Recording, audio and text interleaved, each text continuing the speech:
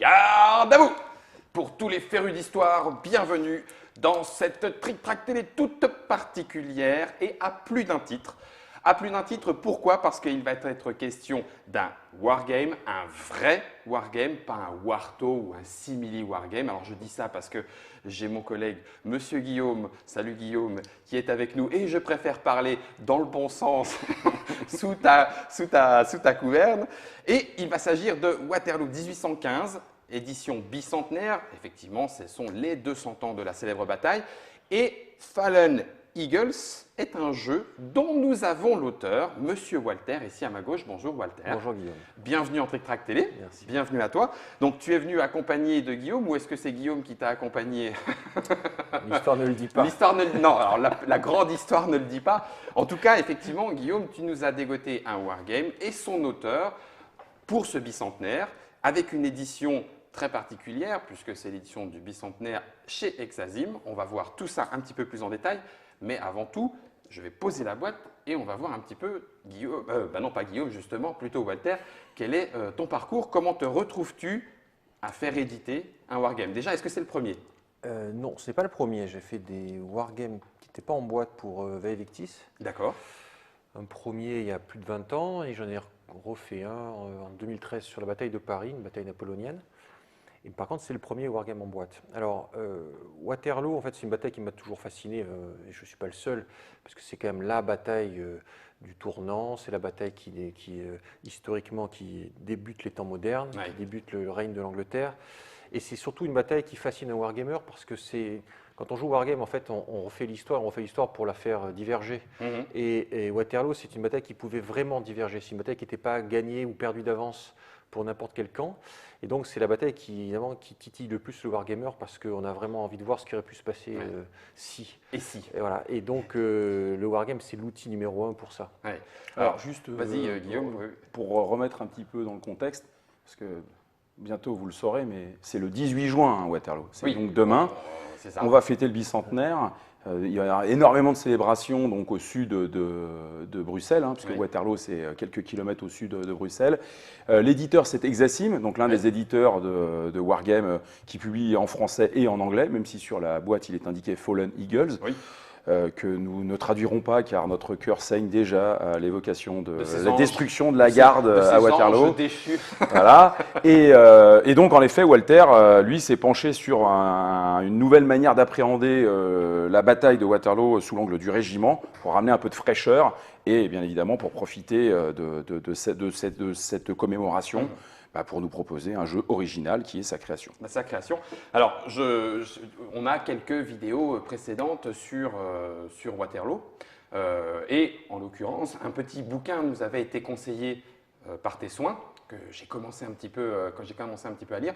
Et je trouve qu'il y a aussi dans cette histoire, dans ces 100 jours, une donnée qui est quand même très particulière pour le SI, c'est que en tout cas, l'auteur du petit livre que tu m'as parlé, que tu m'as passé, pardon, Thierry Waterloo, Lenz, hein. voilà, Thierry Lenz, dit, mais finalement, à quelques jours, à quelques mois peut-être, les choses auraient pu de toute façon se passer de base autrement. C'est-à-dire qu'au moment où Napoléon quitte l'île d'Elbe, le congrès de Vienne, c'est ça, je ne me trompe pas, est encore réuni. Et l'auteur se dit, mais il attendait encore quelques mois, le congrès de Vienne se repartait un petit peu chacun chez soi et il y avait déjà quelques tensions. Il partait de l'île d'Elbe à ce moment-là et si ça se trouve, les choses se seraient passées autrement. Donc ce SI est quand même, je trouve, assez favorable. On a un grand SI et puis on a ensuite le plus petit SI, mais autour de la bataille majeure. Alors du coup, Walter, tu disais déjà plusieurs wargames, en tout cas même en passant par Vaevictis.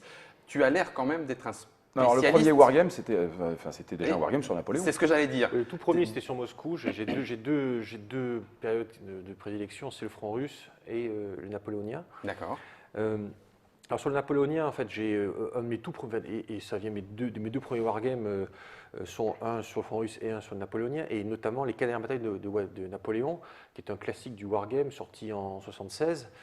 que j'ai dû jouer depuis largement une centaine de fois. Donc, quand on joue une centaine de fois un jeu, d'ailleurs, on comprend aussi ce que le wargame peut apporter dans toutes les variantes et tout ce qui pouvait se passer.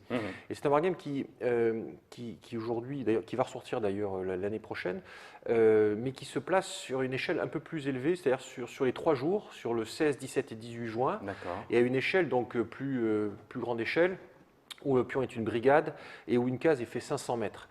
Donc là, je n'ai pas voulu refaire un jeu qui existait déjà. Des wargames sur Waterloo, il y en a déjà des dizaines. Et j'ai cherché à faire le jeu qui pour moi, n'existait pas encore, c'est-à-dire un jeu assez détaillé sur la bataille, un jeu seulement sur la bataille, seulement sur le 18 juin. Donc des jeux de campagne, il y en a de très bons, pas besoin de les refaire. D'accord.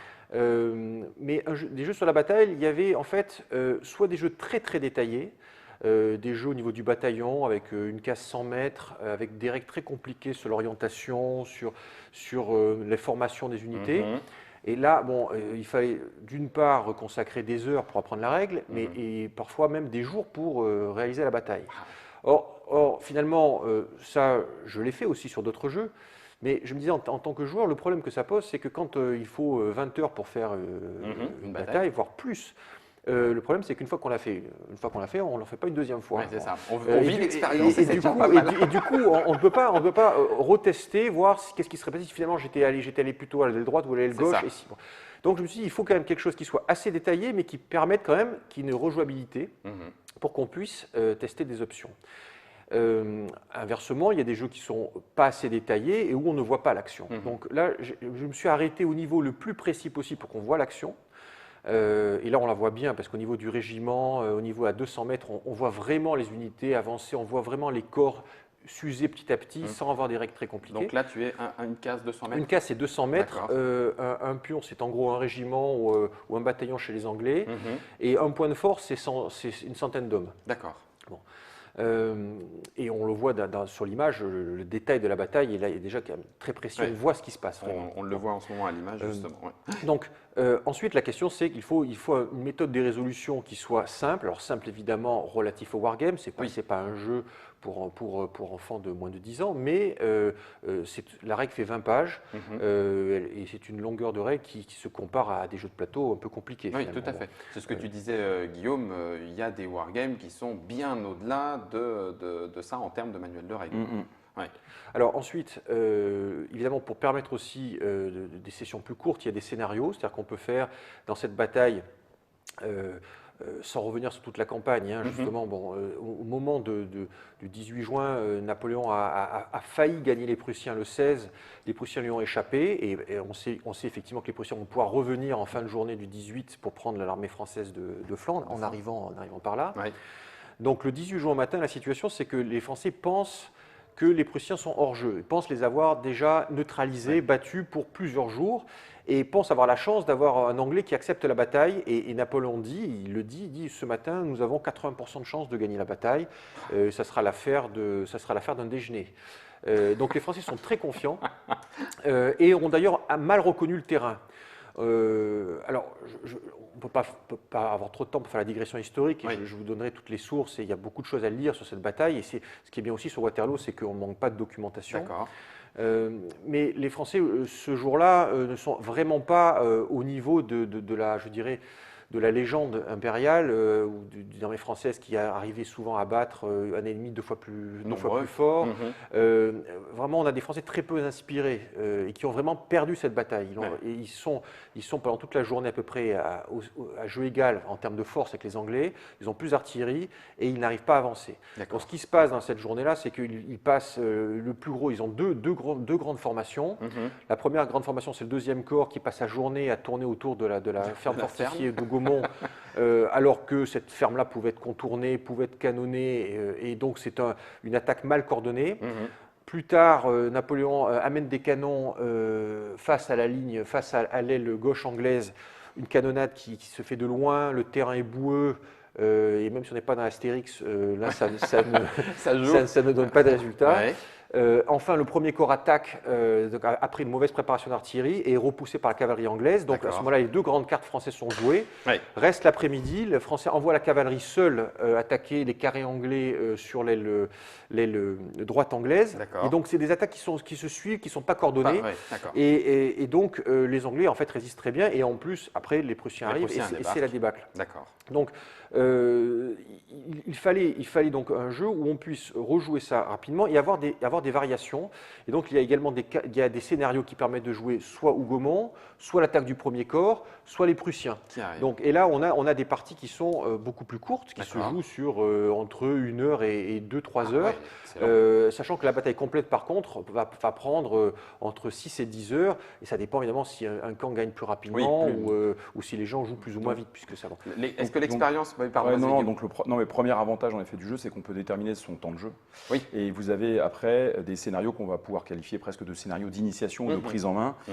Et comme on l'évoquait tout à l'heure, les 10 heures de jeu, c'est lorsque vraiment on veut aller jusqu'au bout, sachant que souvent c'est un peu comme aux échecs, à un moment on se rend bien compte que l'un des 2 camps va finalement s'effondrer, donc on peut arrêter. C'est ce que j'allais demander. C'est sur les premières heures que se met en place en fait les différentes stratégies. Après on reviendra par rapport au système d'ordre qu'a inventé Walter, qui permet une grande rejouabilité justement sur les différentes options, parce que ce qui vient de décrire Walter, c'est ce qui s'est passé historiquement. Oui. Ce qui est assez marrant, c'est que lorsque un wargamer joue, notamment Ray, qui est face à Hougomont, c'est marrant, mais il n'attaque jamais Hougomont. C'est ça. Parce qu'il a compris que ça allait être dur de prendre Hougomont et que dans la réalité, ils n'y sont même pas arrivés. Alors que la Haie-Sainte, ici, les Français l'ont quand même pris en fin de journée. D'accord. Voilà, donc ça, c'est au niveau des scénarios et en effet de l'accessibilité du jeu. Walter, on parle des sources. Tu veux qu'on parle J'allais justement venir à parlons des sources un petit peu parce que le travail beaucoup. Puis la particularité du jeu de simulation historique, c'est qu'en général, on se base sur des faits. Donc, il y a et on va chercher toutes ces informations donc, dans des ouvrages. Alors là, je te laisse présenter. Voilà, alors c'est la somme. Tout le principe du wargame, en fait, c'est toujours une démarche qui est un peu schizophrénique parce qu'il faut à la fois coller à la réalité pour mieux s'en écarter par la suite. Bon.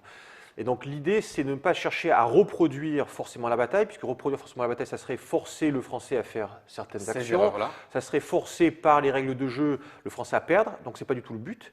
Le but, c'est d'inventer un système qui permet de dire telle cause fournit tels effets, et ces effets sont réalistes, c'est-à-dire que donc, et la façon de tester ces effets, c'est effectivement de faire la bataille telle qu'elle s'est déroulée et voir si, avec ce système de jeu, j'ai le même résultat. Donc ça, on l'a testé plusieurs fois. On l'a modélisé pour obtenir les conséquences des actions de l'armée française amenant à cette déroute. Et si c'est le cas, et tu me parlais même, et j'ai trouvé que le terme était vraiment super sympa, de cinétique, c'est-à-dire réussir à trouver comment est-ce qu'un mouvement de troupes, des décisions d'armée entraînent telle ou telle conséquence. Voilà. Donc le but, c'est de dire il faut que le système de jeu soit relativement simple, mais en même temps produise des effets macro qui soient crédibles, dans le sens où on ait les mêmes pertes et le même résultat si on prend les mêmes décisions qu'historiquement. Parce que comme ça, on sait que si on prendra d'autres décisions, elles seront donc potentiellement réalistes. Ouais, c'est ça.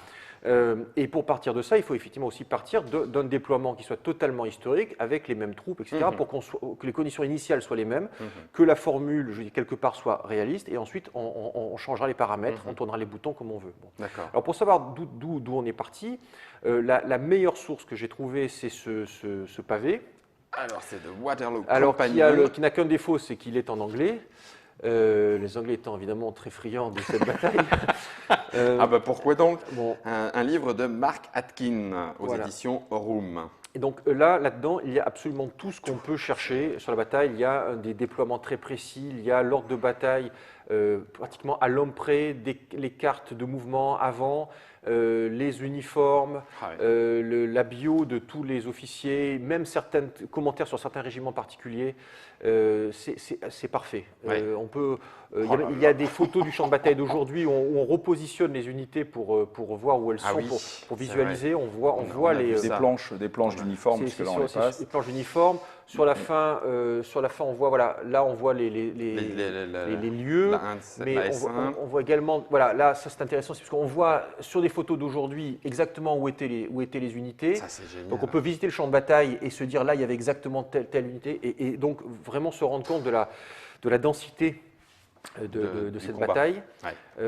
Donc c'est vraiment parfait. Il y a même Les données. il y a même quelque part quelque chose, même de l'aide au design de jeu. Il y a des calculs de pertes. C'est-à-dire qu'ils calculent la grande batterie à tirer, et combien de boulets, combien de personnes étaient en face, combien de pertes ça a fait par boulet.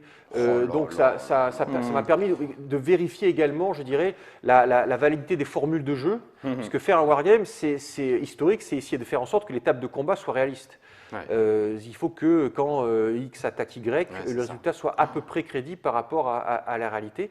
Et donc on a pu tester ça au niveau des pertes. Donc là, c'est vrai que dans cet ouvrage, il y a un travail de recherche au niveau du détail qui est assez phénoménal. Et qui, donc c'est servi Walter en effet pour avoir le substrat de sa mécanique de jeu et du côté, sur la partie réaliste. Alors maintenant on peut en citer d'autres parce que cet ouvrage ne suffit pas malgré tout, parce qu'il y a également des livres intéressants sur des témoignages en fait de gens qui ont vécu la bataille. Donc par exemple il y a le journal de campagne de Waterloo écrit par Mercer, dont le pion est sur la carte, qui est le chef de cette batterie d'artillerie. Qui décrit son vécu de toute la bataille, et c'est intéressant aussi, notamment pour la cinétique, pour voir à quelle façon les unités étaient, je dirais, pas aussi mobiles, pas aussi agiles que souvent on peut l'imaginer, ou souvent dans beaucoup de wargames, une unité peut bouger très rapidement, peut réagir à quelque chose qui se passe. Il faut imaginer que dans la bataille, il y a beaucoup de fumée, beaucoup de bruit, beaucoup de peur, beaucoup de ralentissement et beaucoup de rigidité. Quand un corps doit attaquer dans une direction, il attaque dans une direction, chaque unité ne peut pas complètement s'optimiser. Donc, ça, on a essayé d'en tenir compte aussi dans le design du jeu, en disant ça, c'est une dimension qu'il ne faut pas rater dans une bataille napoléonienne. Bon, dans la bibliographie du jeu, on cite une douzaine de titres. Il y a les grands classiques de Clausewitz et Doucet qui reparlent de la campagne et de la bataille. Et ça nous a permis également de croiser des analyses, parce qu'il y a des analyses qui sont parfois orthogonales. Il y a des analyses où on sent qu'il y a des analyses qui ont été tirées des comptes rendus de français, qui ont été tirés de la version qu'en a fait Napoléon. Napoléon a quand même repackagé la bataille un tout petit peu à son avantage en chargeant la faute sur Ney ou sur Grouchy. Il a, comme toujours, la vérité toujours un peu entre les deux. Il y a des auteurs comme le Belge Coppens qui est très anti-Napoléon et qui montre les erreurs de Napoléon. Donc il faut tout prendre, évidemment, il faut toujours pondérer les points de vue, mais les sources ont tenu compte de tout ça. Et enfin, si j'en citerai d'autres, très importantes de sources pour comprendre la réalité du combat napoléonien, c'est Rory Muir, c'est écrit également en anglais, c'est Tactics and Experience of Battle in the Age of Napoleon. Donc là, c'est vraiment un livre qui n'est pas sur Waterloo, qui est sur l'analyse du combat napoléonien et sur même à des moments pratiquement des calculs de formules de taux de perte. Et quand on fait un jeu, on se pose toujours la question, j'ai un canon, il est attaqué par un régiment, c'est quoi la probabilité et c'est quoi les pertes? Et ces livres-là sont très très techniques, très précis et m'ont aidé à me conforter sur, je dirais, la table de combat qui n'est pas sortie de n'importe du choix, du hasard, etc. C'est qu'on a une table de combat qui fait un taux de perte sur les attaquants qui est vérifié par ces lectures-là, qui par ailleurs aussi démontent certains grands classiques du wargame. Il y a des figures imposées souvent dans le wargame napoléonien où on voit des formations, l'infanterie se met en carré, elle est attaquée par la cavalerie. Quand on lit ces livres-là, on se rend compte que un carré n'est jamais attaqué par la cavalerie. Une fois que le carré est formé, la cavalerie tourne autour. Elle ne peut pas, les chevaux ne sont pas fous, ils ne vont pas s'empaler. Donc souvent, dans certains wargames, on simule un combat qui n'a pas lieu. Parce que soit le carré se casse, ou la cavalerie, donc la cavalerie réussit, soit le carré se forme et il n'y a pas vraiment de combat. Donc du coup, dans ce jeu-là, on n'explicite pas la formation. On considère qu'effectivement, ce rapport un peu de force psychologique finalement, entre une cavalerie qui arrive et des gens qui vont oser se mettre en carré ou pas, est pris en compte dans la qualité, dans le facteur de qualité des unités. J'en parlerai quand on détaillera le système. Donc une des choses les plus intéressantes, c'est que le jeu tourne essentiellement, comme on va le voir, autour du mouvement et de l'intention que l'on va donner en tant que général en chef, puisqu'on a précisé un s'ajout de 2 à plus, parce qu'on peut aussi partager, notamment on peut faire jouer le Prussien par un 3e joueur, mais c'est-à-dire qu'on va donner des grands ordres à ces unités, donc on va les déplacer en disant, c'est ce qu'expliquait Walter, tiens, toi tu vas aller prendre au Goumont, toi tu dois monter sur, par exemple, la Papelotte, et puis en avant, et donc après on déplace, et c'est d'ailleurs qu'on retrouve cette sensation qui est en plus une sensation assez fluide finalement, parce qu'on se concentre finalement sur les objectifs majeurs, et pas sur justement vraiment de la micro-tactique. Alors c'est important pour les internautes, parce que quand on voit en effet la carte telle qu'elle est là, on peut commencer à se dire oh là là, bon, ça y est, ça a l'air gros super wargame, compliqué. Voilà. De toute façon, tout à l'heure, on montrera cet exemple, mais c'est important de le replacer aussi justement dans cette transcription ludique de la perception qu'a eu Walter en fait des combats à l'époque napoléonienne.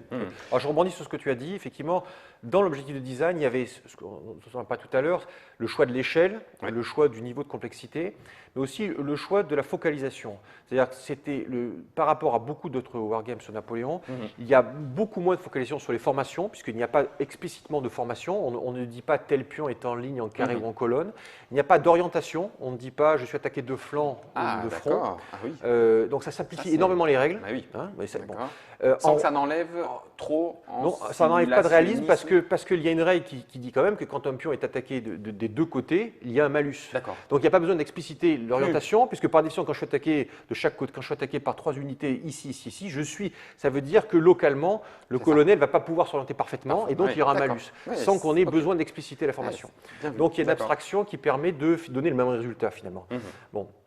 Dans 90% des cas.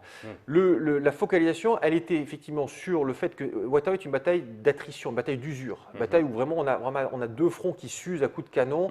50% des pertes dans cette bataille, c'est l'artillerie. C'est vraiment le succès du feu contre le choc.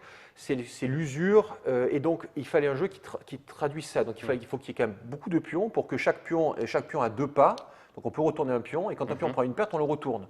Donc tout simplement, quand une pile a 3 pions, finalement j'ai 6 pas, et je peux prendre 6 coups avant de disparaître entièrement. Ça évite d'ailleurs dans le vocabulaire du wargame. Voilà. Et juste pour préciser la raison pour laquelle l'artillerie était si importante, c'est que le champ de bataille de Waterloo, c'est 4 km à peu près, ce qui est un front très étroit. Or, il faut savoir que de chaque côté, on a, on va dire, les 70 000 hommes. Des côtés français, on a 450 canons, 500 ? Non, moins, 250 je pense. Non, ça c'est les Anglais. Non, français. C'est français 250. Ah oui, c'est au total. Donc on a 250 français et on a 150 chez les Anglais. Donc ça va faire en fait un ratio assez important du canon par centaine de mètres. Et comme le front est étroit, bah forcément, c'est-à-dire que là, tu as des échanges de feu assez importants et peu de mouvements finalement qui causent énormément de pertes avant même d'entrer en fait au contact. C'est juste là une des raisons pour le remettre un peu en situation. Voilà, donc là, c'est les pas de perte. Donc on est très focalisé sur l'usure, sur le fait que les unités se s'usent, et on le sent. Et la façon dont on veut que le joueur pense, c'est comme un général en chef, c'est-à-dire je vais penser en termes de formation, je vais engager cette formation dans cette direction, celle-ci dans cette direction, et une fois qu'elle va être engagée dans une direction, ça va me prendre du temps de lui faire changer de la faire changer. C'est-à-dire que je peux pas pendant le tour, disant s'il n'y a pas d'ordre, je la bouge, et puis si je change d'avis pendant le tour, finalement je vais la ramener. Là non, parce que je vais donner un ordre, elle pourra avancer facilement vers là, mais pour revenir dans l'autre direction, il faudra attendre au minimum le tour prochain pour changer l'ordre. Et donc, il faut que je dois raisonner en gros blocs, et c'est pas, chaque pion n'est pas équipé de radio et ne peut pas optimiser son mouvement. Voilà. Donc le jeu en fait se fait il y a trois grandes étapes dans le jeu. Il y a à l'aborder d'abord par les exemples. Il y a dans le livret de règles, il y a des exemples qui montrent vraiment coup par coup le jeu. Qu'est-ce qu'il en est? Voilà. Ensuite, des scénarios simples. Ensuite, le jeu de campagne, c'est-à-dire la bataille complète.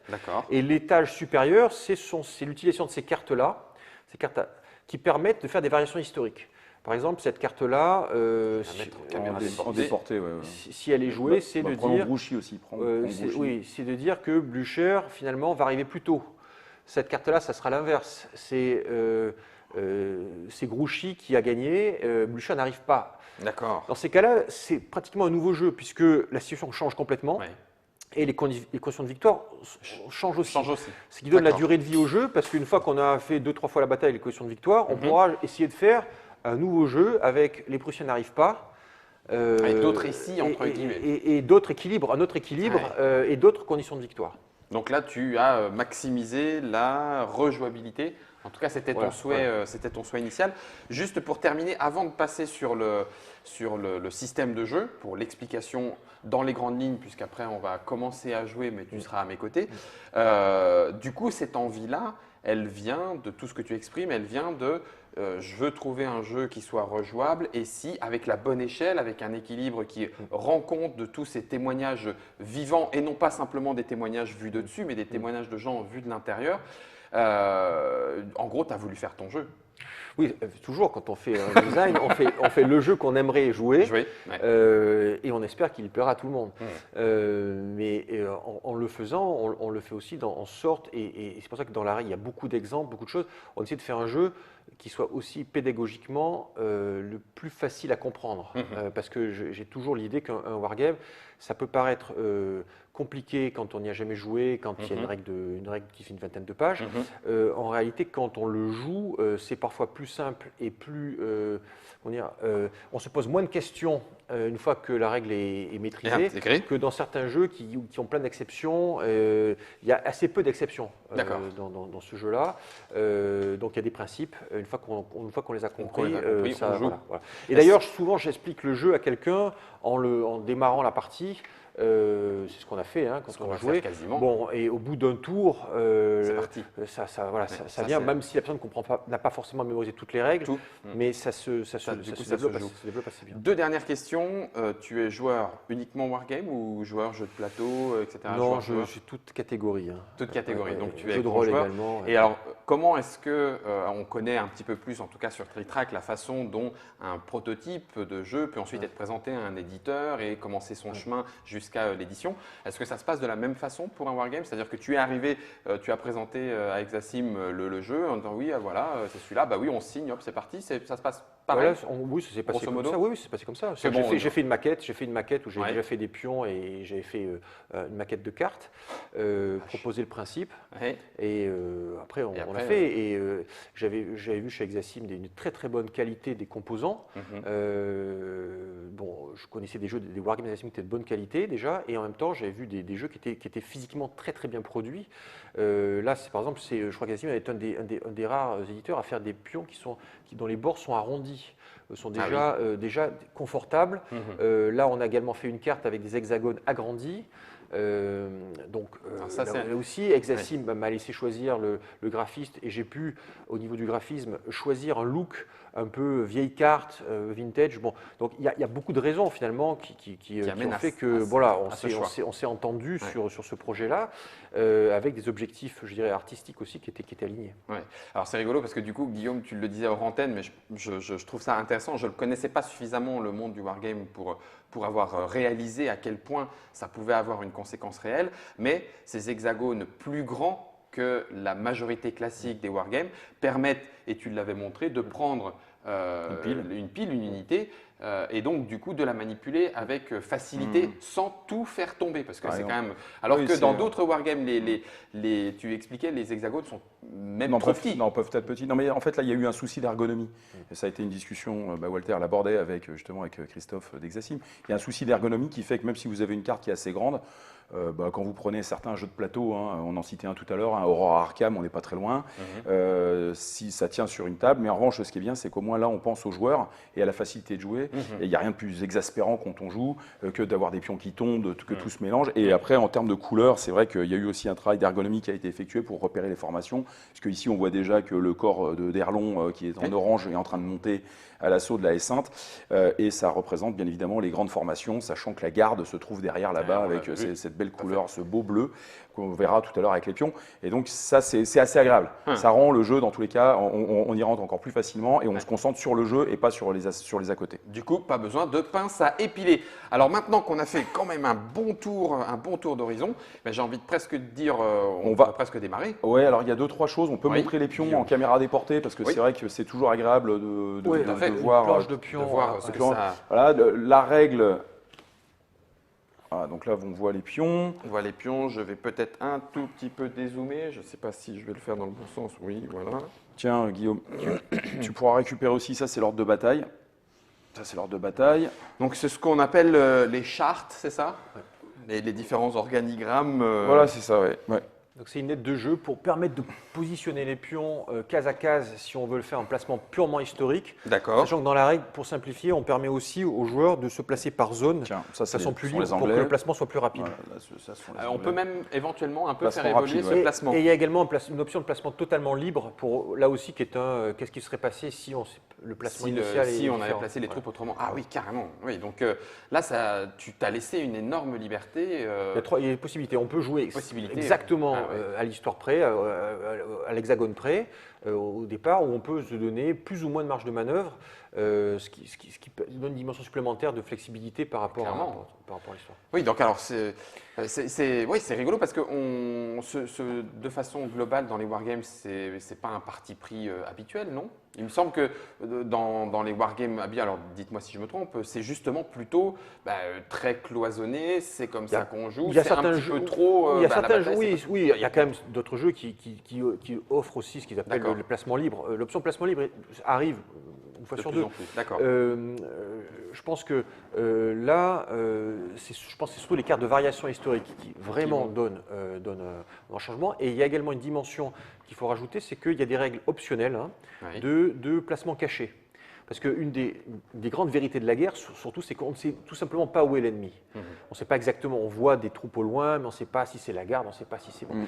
Donc là, évidemment, quand on regarde, là, on voit tout.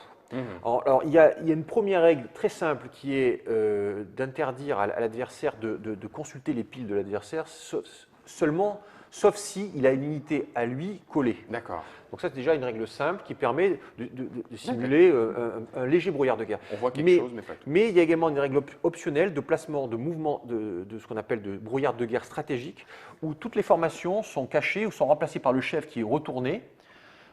Et qui n'apparaît que si cette formation s'approche à une certaine distance. Et donc, à l'échelle de Waterloo, je l'ai mis en option parce que ce n'est pas décisif puisque les armées sont très proches et c'est une des batailles qui est très très dense, qui est 2 à 3 fois plus dense qu'Austerlitz en termes de densité d'hommes par kilomètre. Mais en revanche, sur d'autres systèmes, sur d'autres batailles, si on faisait par exemple la bataille de Wavre, où il y a beaucoup de mouvements, ça deviendrait plus intéressant parce qu'on ne savait pas par où est passé, qui est passé où, etc. D'accord. Mais on peut l'utiliser même à Waterloo. Par exemple, le Prussien arrivant pourrait choisir de l'arriver en placement caché. Et donc, le Français verrait 2 drapeaux arriver, un par ici, un par ici, un par ici. Il ne sait pas exactement par où le Prussien va arriver. Oui. Il doit donc envoyer de la cavalerie en éclaireur pour le repérer, comme ça s'est passé historiquement. D'accord. Alors, historiquement, ça s'est passé justement. Est-ce que tu as envie de donner déjà quelques grandes lignes sur le système de jeu ou est-ce qu'effectivement, on rentre, grâce à toi et à Guillaume, dans le tour de jeu? Alors, ce que je vous propose, c'est vraiment en 2 minutes d'expliquer les principes de base et ensuite on démarre. Donc déjà, est-ce que peut-être tu peux mettre un pion? Alors, utilise plutôt ton bras gauche parce qu'en fait, comme sur la caméra là-bas, en fait, ce sera mieux. Voilà, impeccable. Okay, donc, les petits conseils techniques de Guillaume. Il à force de se faire taper dessus. Donc, alors je vais le mettre et je vais zoomer dessus parce que là, par contre, on est. Non, Guillaume. Voilà, donc là, on a un pion. Tu as le pion là, non. Voilà. Donc, on a un pion standard. Oui. Donc, il a ces informations. Certaines informations ne servent que pour l'histoire. C'est-à-dire que 13 léger, c'est le 13e léger. Il y a B parce qu'il y a 2 pions pour le 13e léger. D'accord. Bon. Le 1, qui est le 1 en chiffre romain, c'est le nom de son corps, c'est le premier corps. D'accord. Et à la limite, simplement la couleur du bandeau supérieur suffit à le désigner. Voilà, donc ce bandeau-là le désigne comme la formation du premier corps. Le 2, c'est une mention historique, c'est la 2e division, mais elle ne sert pas en termes de jeu, elle sert simplement en termes de référence. Il y a un petit L pour montrer que ce sont de l'infanterie légère. La croix, c'est de l'infanterie, et le petit L montre que c'est de l'infanterie légère, donc elle a un bonus au tir. Et enfin, les 3 chiffres qui servent le plus. 9, c'est la taille, ça veut dire qu'il y a 900 hommes. Ah oui, 8, c'est la qualité, plus c'est haut, plus c'est de l'élite. D'accord. Et ça servira un peu comme moral, hein. Il faudra faire un jet de dés inférieur ou égal à ce chiffre, donc plus le chiffre est élevé, mieux c'est. Sur 2d6. Voilà, sur 2d6. Ah oui, alors au passage, on utilise 2d6 parce qu'on a une courbe plus gaussienne et des résultats plus centrés, c'est moins aléatoire qu'avec un seul dé. Et puis 5, c'est le potentiel de mouvement. D'accord. Juste, je le redis parce que je n'y étais pas habitué non plus. Alors, l'iconographie, c'est peut-être pas le bon mot, mais là, en l'occurrence, le rectangle barré d'une croix, le symbole, donc c'est une infanterie, et c'est tu disais. C'est le symbole OTAN. D'accord. Voilà, alors on donne, pour ceux qui débuteraient là-dessus, on donne une charte d'identification où on explique précisément toutes les unités. Et ça, franchement, en un quart d'heure, on s'y habitue très vite puisqu'il y a finalement 3 symboles. Il y a une croix. C'est surtout les couleurs. Oui, c'est ça. Ça, c'est assez génial parce que du coup, comme tu l'as dit, ces considérations historiques, on peut ne pas y être sensible ou en tout cas ne pas être connaisseur. C'est mon cas, je le dis sans aucune honte au départ. Ça ne nous empêchera pas de jouer parce qu'au final, on pourrait s'y intéresser dans un 2e temps, troisième temps après la partie. Bah, Donc il y a- avec les il y a couleurs, un- c'est vrai que c'est. Il y a un livre pour Noël. Il y a quoi. Voilà, vous savez quoi offrir pour Noël. Ok, impeccable. Donc on a Tiens, reprends le petit ces pion, il va nous je servir. reprends le petit pion. Il On va a servir ces tout de trois suite. informations. Donc la taille, le moral, la Tu l'as qualité donné, de tu l'as l'unité et redis-moi le troisième Troisième, c'est le mouvement. mouvement. Ça marche. Voilà. Alors, le jeu, c'est un système plutôt interactif, c'est-à-dire que pendant un tour représente 1 heure. Et pendant un tour, chaque joueur va à tour de rôle pouvoir activer une formation. D'accord. Cette formation, au préalablement, on lui aura donné un ordre. Alors, un ordre qui est un ordre, alors là, c'est la partie, je dirais, la plus originale du système. On a fait quelque chose qui est à la fois léger, qui permet aux gens de continuer à s'amuser, parce que les ordres trop compliqués, finalement, à la fin, on ne joue plus. Hein, on devient l'exécutant d'un process. Donc, c'est un ordre qui est géographique. Donc, quand on regarde ça, par exemple, là, sur l'exemple, on ne l'a mis que pour 5 formations. D'accord. Donc, il y a 3 formations anglaises à qui on a donné un ordre de défense, Ici. en haut, D'accord. et 2 formations à qui on a donné un ordre géographique. Donc, au premier corps, on lui a dit d'aller. Alors, c'est une mini-map qui permet aux joueurs de se repérer visuellement très vite. Par secteur. Voilà, au premier corps, on lui a donné L'ordre d'aller à Mont-Saint-Jean. D'accord. Et à la cavalerie anglaise, elle a l'ordre d'aller à Belle-Alliance, vers Belle-Alliance. Vert. Ça ne veut pas dire d'aller vraiment à Belle-Alliance, c'est-à-dire dans cette Belle-Alliance, direction. Ouais, elle se dirige. Se dirige vers. C'est-à-dire que dans ce jeu, quand on est activé, on peut utiliser tout son potentiel de mouvement pour aller à égale ou plus proche de son objectif, égale distance ou plus proche distance de son objectif. Et par contre, si on veut s'en écarter, on ne peut bouger que d'une case, où il faut tenter un mouvement spécial, ce qui s'appelle mouvement indépendant. Et si on réussit ce mouvement indépendant, on ne bougera de toute façon que la moitié de son point de mouvement. D'accord. Donc il y a une pénalité pour sortir de la direction en général. Ce n'est pas forcément impossible, puisqu'on considère que quand même, à la marge, une unité ou deux peut adapter. Mais ça mais, coûte. mais grosso modo, il y a une tendance. Ouais, ouais. Donc ça permet, avec une règle très simple, de donner une rigidité, ce qui fait que typiquement, le premier corps a cet ordre-là. Si pendant le moment où il va avancer, il voit par exemple eux sortir, ceux-là arriver et les prendre de flanc, ils vont pouvoir réagir à la marge, mais pas de leur potentiel Pas de complet leur de mouvement, ouais, d'accord. pas complètement. Et donc ça va créer une sorte de friction qui est exact, c'est ce qu'on veut simuler. Il y a un ordre, mais il y a quand même une intelligence locale en Ouais, même temps. ouais. Mais il y a une balance entre les Donc deux. l'intérêt, c'est que voilà, c'est ce qu'on disait tout à l'heure, c'est la représentation. On va bouger des masses. Oui, c'est Donc ça. Derlon, il doit monter sur le plateau, il doit aller taper les gars qui sont en face. On considère que ici l'anglais, Il est en il défense. s'attend quand même à prendre des coups. Hein. L'anglais est quand même défensif dans le jeu. Là, on peut pas refaire Complètement, la ouais. stratégie qui avait été d'ailleurs celle de Wellington et de Blücher de se réunir pour contenir Napoléon. Donc eux, ils attendent voilà, de pied ferme l'arrivée de Derlon. Et l'anglais, en fait, va essayer de profiter de sa cavalerie qui est assez nombreuse pour pouvoir contrer l'arrivée du français. Donc là, on est bien dans la gestion d'une masse Ouais, et non c'est- pas d'un pion. Ça, Mais- c'était un peu la marque de fabrique du jeu. Et en plus, masse, c'est le bon terme parce que justement, cette masse, c'est là, alors je ne sais plus comment on dit, elle a sa force d'entraînement, cette inertie qu'il va falloir vaincre avant de pouvoir changer autre chose. Et on en a combien par Alors il y en camp a un par formation.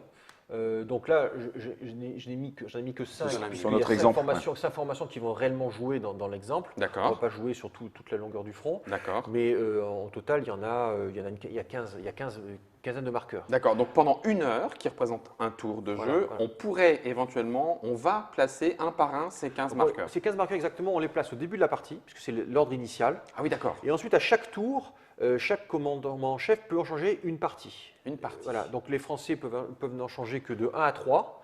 Ah. Et les Alliés, qui ont plus de formation, peuvent en changer de 1 à 6. Ça simule au passage le fait que Napoléon, ce jour-là, était très inactif. A priori, il était malade. Il a vu la bataille de loin, il a donné des ordres, il a un peu laissé faire pendant la plupart du temps. Donc, pour simuler aussi le fait que les Français ont une certaine rigidité, une lenteur, ils changent moins d'ordre. D'accord. Ceci dit, les Français n'ont que 6 formations, donc ils peuvent en gros en moyenne changer Pratiquement le la moitié. tiers de Oui. leur formation, ce qui correspond à peu près aussi à la vitesse des ordres et des changements Transmission, c'est qui excellent. sont possibles. Il y a D'accord. également, alors je passe certaines options, les commandants en chef peuvent aussi, pendant le tour, quand ils sont proches de l'action, peuvent diriger directement Leurs troupes. une unité. Ouais. Donc ça donne le bonus. Alors quand Wellington est proche de ses troupes, et c'était le cas pendant la bataille, il était très, très proche du front, il peut localement diriger une pile ou deux, absolument comme il veut, quel que soit l'ordre. D'accord. Par définition, c'est lui qui le donne, C'est donc lui qui il dit. peut changer. Il peut aussi, pendant le tour, modifier un ordre en urgence. Donc il y a des petites voies de sortie à ça. Qui ne donnent pas quand même non plus. Oui, c'est pas un carcan. En revanche, ce qui est important de savoir, c'est que le tour a une fin aléatoire. C'est-à-dire qu'à chaque fois que quelqu'un active une formation, on jette un dé pour savoir si le tour se termine. Ce qui crée aussi une tension parce qu'on ne peut pas faire de calcul comme un jeu d'échecs en disant bon, j'ai encore lui à jouer, donc à la fin je vais pouvoir faire exactement ça. Puisqu'il peut toujours se passer que le tour se termine. Donc le principe, c'est qu'il y a deux niveaux de fin de tour, deux seuils en fait, par exemple 10 et 10. Et on jette, à chaque fois qu'une activation est faite, on jette le dé. Si on fait plus que 10, si on fait 11 ou 12, un seuil est enfoncé. Et quand on enfonce le premier, le tour peut vraiment se terminer, puisque quand on enfonce le deuxième, le tour se termine. Donc le premier est une sorte de attention, de prévention. Donc ça permet qu'il y ait une fin de tour aléatoire sans qu'elle soit complètement chaotique ou ça se termine de façon tout de suite. Sur un jet de dé trop rapide. Ça ne serait pas réaliste. D'accord. Donc mais c'est surtout pour la fin, c'est-à-dire que quelqu'un peut garder des réserves, mais il faut quand même aussi qu'il agisse, parce que sinon il peut tout simplement laisser passer son tour, parce que le tour va se terminer et ça passera dans l'heure suivante. Ce qui a un impact aussi sur l'ordre d'activation, c'est-à-dire que celle-là, je veux vraiment qu'elle soit activée, donc il faut que je le fasse au début tout de suite, et ça c'est peut-être on peut rater son activation aussi, hein. Il se peut que les staffettes se perdent. Donc tout n'est pas en fait obligatoire. Alors, ce qui permet justement d'avoir un autre. Quand je choisis, mettons que c'est au Français de jouer en premier, il choisit. Prend les deux dés. Il choisit, le dé rouge. il choisit Berlon. Commençons. Allons-y, commençons. On va faire un tour. Donc tu es mon conseiller militaire. Voilà. Je te conseille. C'est moi qui commande, hein. Je te conseille, mais tu as choisi. Je te signale que tu as choisi le mauvais camp, puisque alors je vais quand même raconter ce qui s'est passé historiquement. D'accord. Avant, et après on va voir si les choses se passent à peu près pareil. Donc on va essayer d'ailleurs de faire ce qu'a fait. Nous allons commettre la même erreur pour voir si on a à peu près la même. Justement pour voir si le système réalise à peu près les mêmes résultats, sachant qu'il y a quand même malgré tout une partie aléatoire. D'accord. Donc ce qui s'est passé, c'est que vers 13h, après avoir fait un bombardement assez peu efficace, le premier corps a attaqué exactement cette partie du front. D'accord. Les Anglais ont marqué un tout petit peu le pas, mais ont plutôt tenu. Et au moment où les Français ont commencé à arriver sur les hauteurs, parce que là on voit qu'il y a une hauteur, la cavalerie lourde anglaise a contre-attaqué, plutôt de flanc par ici. Et le premier corps a été vraiment repoussé et n'a pu être sauvé que par la contre-intervention de la cavalerie française. D'accord. Qui a finalement neutralisé la cavalerie anglaise. Donc ça a été une sorte de neutralisation générale, globalement au profit des Anglais, puisque ça a gagné du temps pour les Anglais. Mais donc le premier corps n'est pas passé. Donc on va faire on va re-simuler cette attaque et voir quelle est la difficulté ou pas à passer.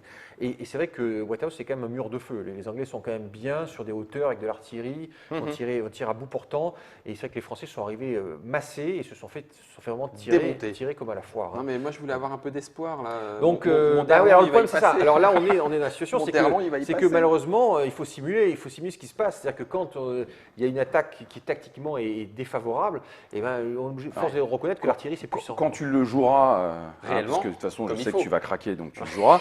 Ce que tu feras, c'est que tu iras prendre Milhaud qui se trouve derrière. Lui, tu pourras l'activer avant. Lui, c'est la lourde, c'est de la super bonne cavalerie.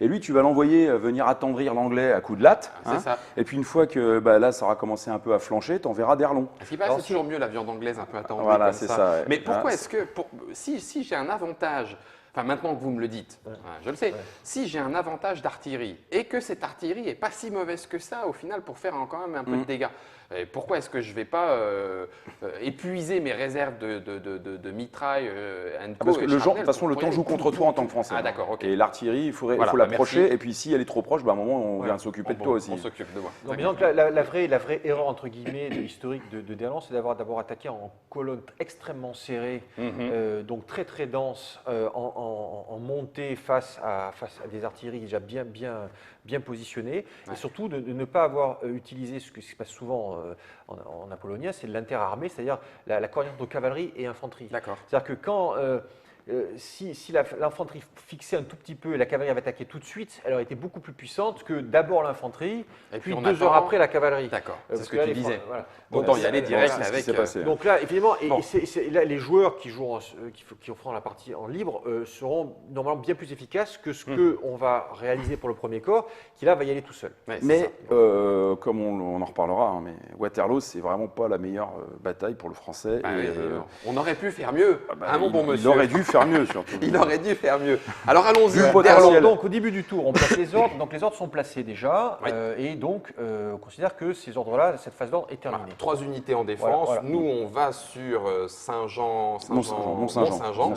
Et puis la La cavalerie, cavalerie elle va- attaque va- sur va- Belle-Alliance. va cette direction-là, donc elle aura le droit en fait de bouger de tout son mouvement par là ou par là. Alors du La coup, cavalerie anglaise est très répartie d'ailleurs. La cavalerie est disséminée. Ouais. Il y a une réserve ici, il y en a ici, il y en a ici. Il y a également de l'artillerie, de la cavalerie, de la artillerie montée qui est répartie un peu tout le long du front. C'est à cheval, Parce ouais. que Wellington avait saupoudré son artillerie un peu tout le long d'accord. pour faire face à Ce pion cavalerie est pour toutes les unités. Toutes toutes les unités de la noires, cavalerie. De la celles qui cavalerie. ont le bandeau noir. Toutes les unités qui ont un bandeau noir. Eux, D'accord. ils sont hors commandement. Hein. Ils sont pas à 6 Alors, là. ceux-là 1, sont 2, hors 3, commandement, 4, 5, 6. Ah oui, Alors, ben voilà, je vais- hors commandement. Quand je vais- on est à 6, on est hors commandement, vous ne le saviez pas. Alors, Voilà, donc, maintenant, vous le saurez. Maintenant, vous le saurez. alors, on va faire dans l'ordre. Donc, l'ordre initial, c'est que le Français, au début du tour, on regarde qui a l'initiative. D'accord. Donc, le Français a moins de 2 au dé jusqu'à 15 heures, puisque c'est lui qui a l'initiative stratégique au début. D'accord. De toute Donc- façon, après, c'est le donc, T, voilà. donc les Anglais Six- perdent. Moins de l'initiative. 4, et tu fais 6, donc j'ai fait moins que toi, donc Donc j'ai tu as l'initiative. l'initiative. Donc, ayant l'initiative, je choisis d'activer Derlon. Bon, on dit que ça marche. C'est toi qui Non, justement, Ouais, tu veux le faire, faisons-le, ouais, faisons-le. C'est toi qui as l'initiative. Non, c'est moi. Ah, je suis plus C'est le plus petit, petit. le plus Pardon, petit. au Il plus faut faire pardon, petit, autant il pour faut faire petit. moi. Autant pour moi. Donc Derlon est activé, il faut valider cette activation. Je choisis Derlon, il est choisi, et donc Derlon, les chefs, eux, ont 2 chiffres. Oui. Le premier chiffre, c'est le niveau d'initiative, et le deuxième chiffre, c'est le leadership. Ok. Le leadership, c'est le bonus au dé en combat que le chef va procurer. Et D'accord. l'initiative, c'est sa capacité justement à réagir au moment où il est choisi. D'accord. En fait, ça simule la capacité à prendre l'initiative rapidement, à bouger vite, À réagir. saisir. Bon, voilà. Ouais, d'accord. Donc il a 8. Il faut faire Derlon 8, a 8. Donc il faut faire 8 ou moins. 8 ou moins. Donc fait 8, c'est bon. 8. Ouf. Donc On a il, eu chaud. il est activé, donc je peux le bouger au moment où je le choisis maintenant. Donc on met activation 1. D'accord. Ok. On aurait Donc bien là, rigolé s'il avait raté son Donc, acte. là, on aurait passé puisque On aurait passé. ou on aurait choisi une autre formation. Voilà. D'accord. Donc eux, déjà. voilà. C'est Alors fait. maintenant, Il est activé. Il est activé. Alors, Maintenant, on va passer aux le choses tour sérieuses. commence. Le tour, c'est une phase de tir, une phase de mouvement, une phase de combat de mêlée. Donc Ok. je tire, je bouge et ensuite corps à corps Corps à- si besoin. si j'ai besoin, si je désire. Bon.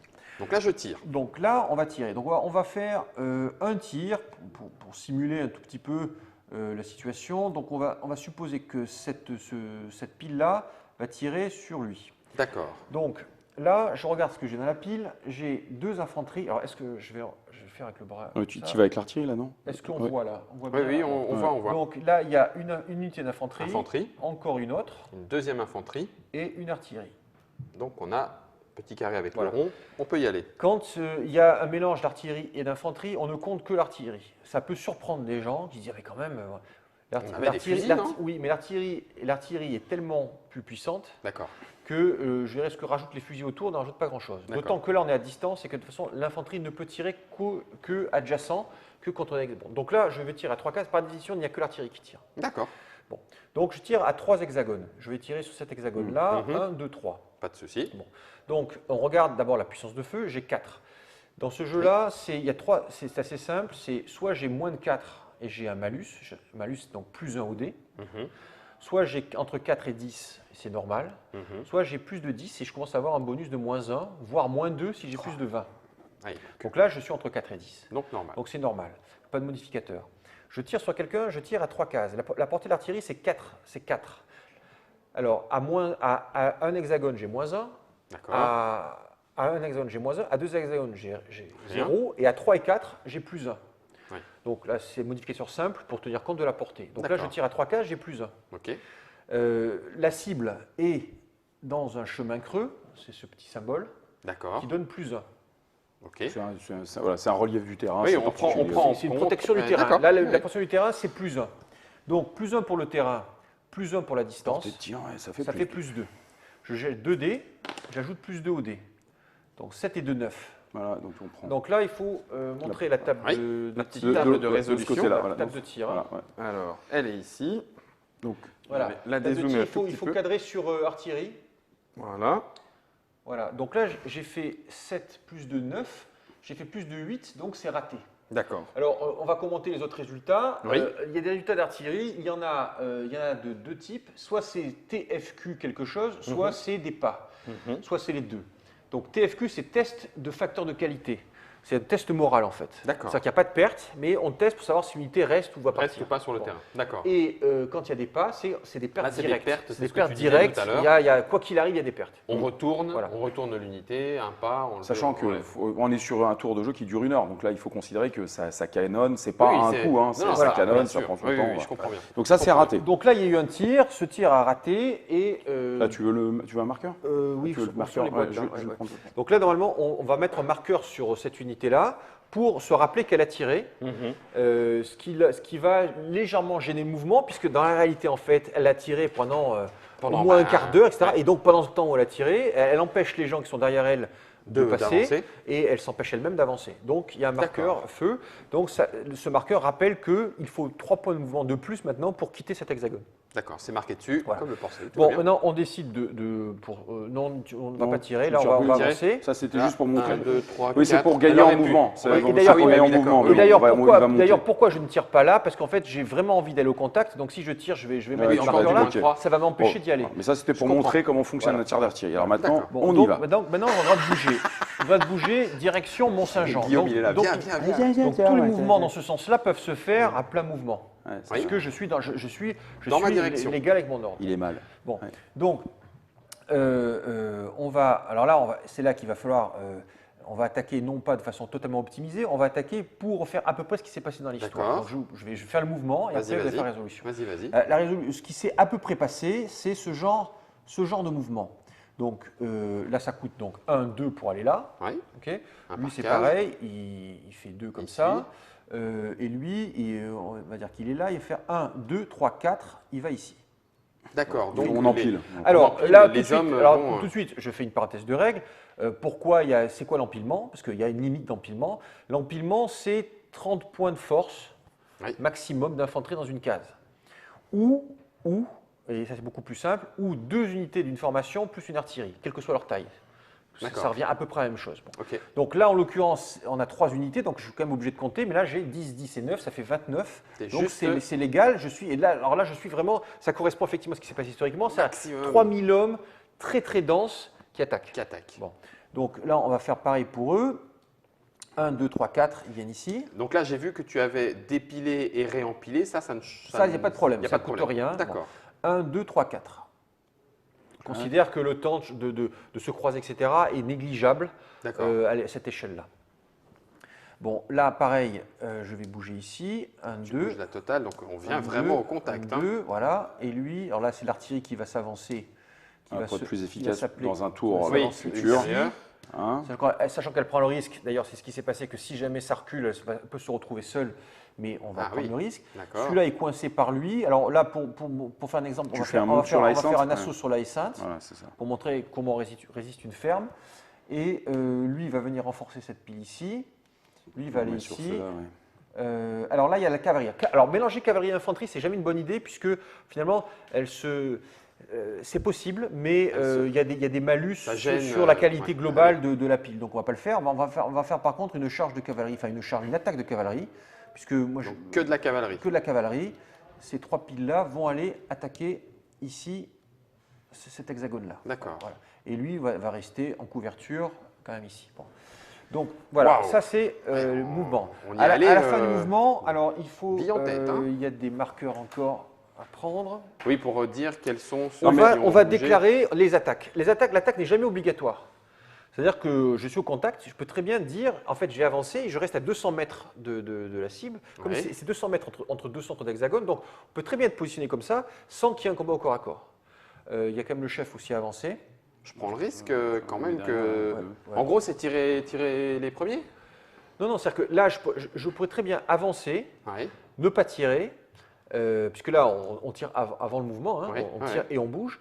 Donc, je pourrais pu avancer comme ça, ne pas déclarer d'assaut, laisser l'anglais éventuellement s'activer pour tirer, et ensuite, de nouveau, moi, je pourrais aussi me réactiver et tirer. Derrière. Ah, Mais là, d'accord. je décide effectivement de faire un combat de mêlée, c'est-à-dire un combat au corps à corps tout de suite, D'accord. qui va d'ailleurs aussi permettre à l'anglais de faire des tirs défensifs tout de suite. Tout de suite.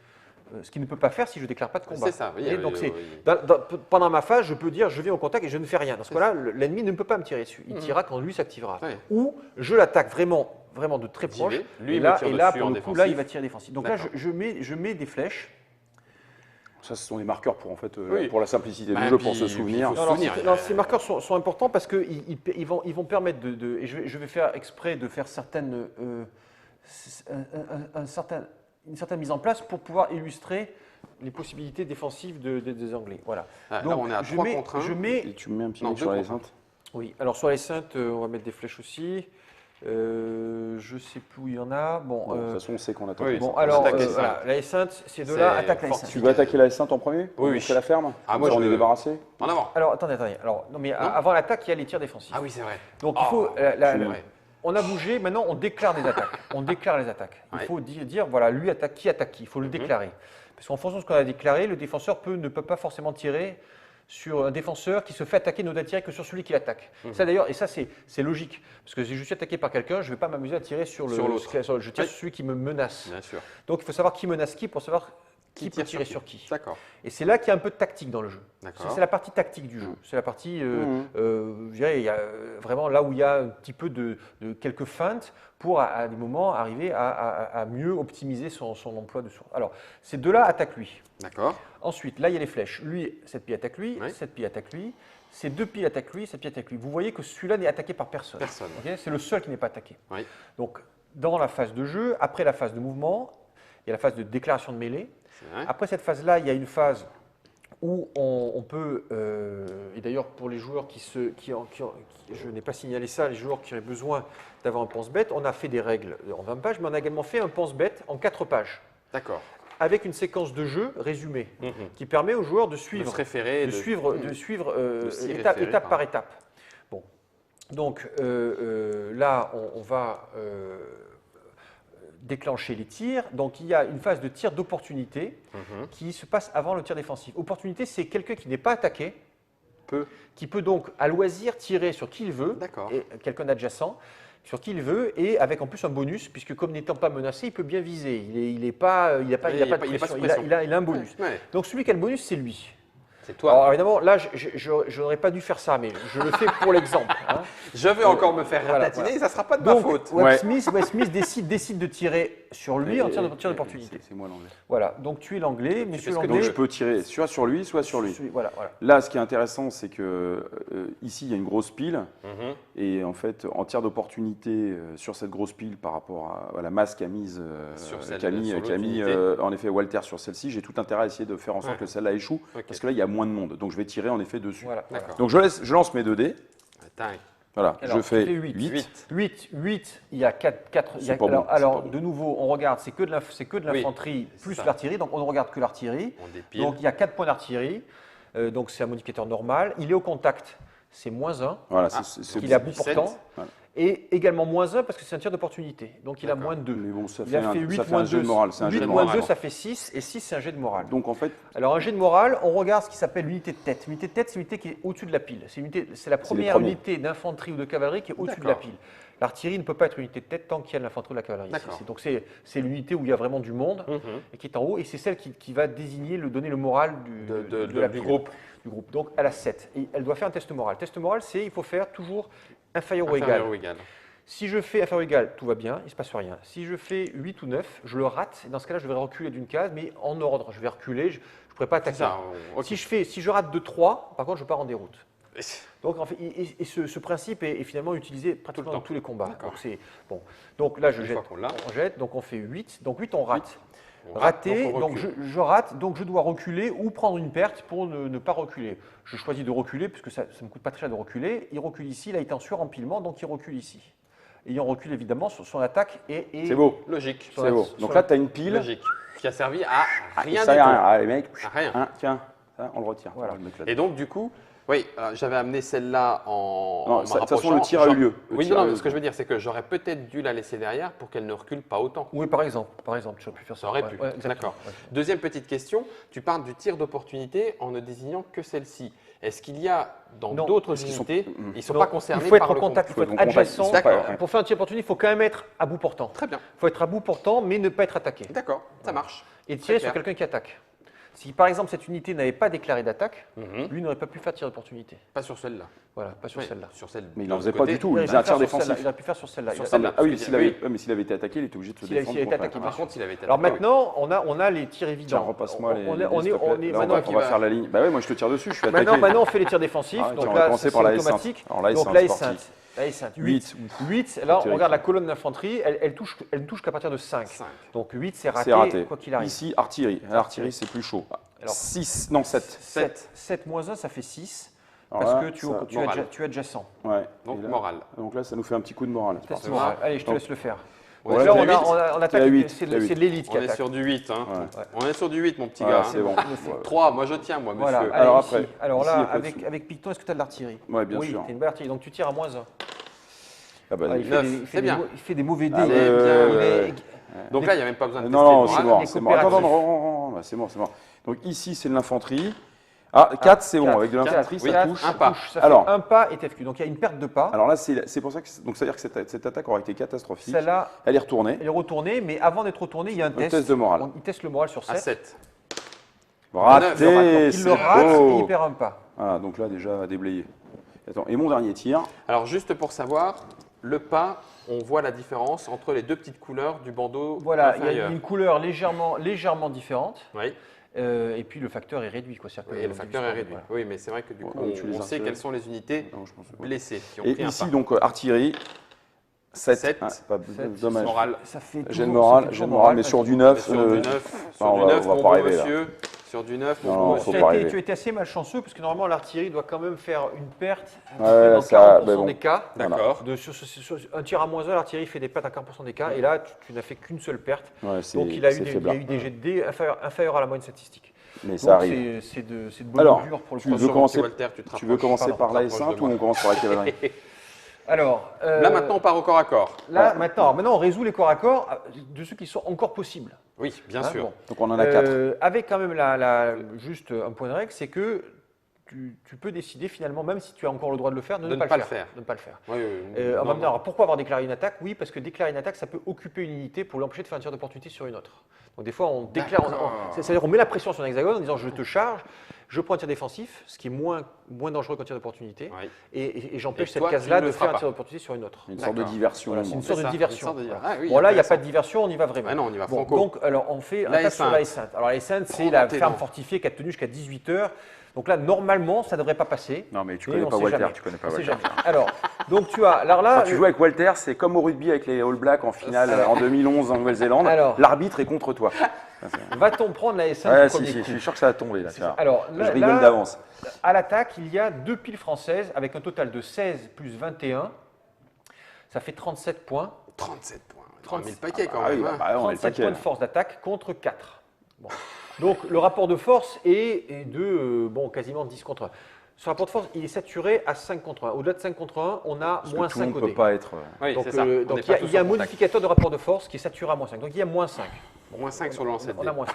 Ensuite, il y a une deuxième marche facteur. bien. Mais- Il y a un deuxième facteur qui est pris en compte, c'est le terrain. Il oui, est c'est dans vrai. une ferme fortifiée, il a plus 4. Plus 4. C'est plus Attends, 4. Le bâtiment était. Donc le aussi- bâtiment à lui seul, tient quand même quasiment 4 fois plus fort. Et ça, c'est pareil, réalité Ça, c'est la historique. réalité, parce qu'à 4 contre 1, ils étaient largement à 4 contre 1 sur Gaumont, et ils ont Et ils ont y tenu sont jusqu'à pas 18 arrivés. heures. Voilà. Ah là là Donc, là là. c'est D'accord. plus 4. Donc, on est là dans ce On est à moins Pour 1. l'instant, on est à moins 1. Après, il y a un autre facteur, c'est le moral. Là, on a la qualité de 7. Oui. 7 de qualité. Et là, l'attaquant choisit évidemment l'unité de tête la plus favorable, il choisit 8. Mm. Donc, il y a un gain de 1. Ok. Donc, ça va être en réalité moins 5, plus 4, -1. -1.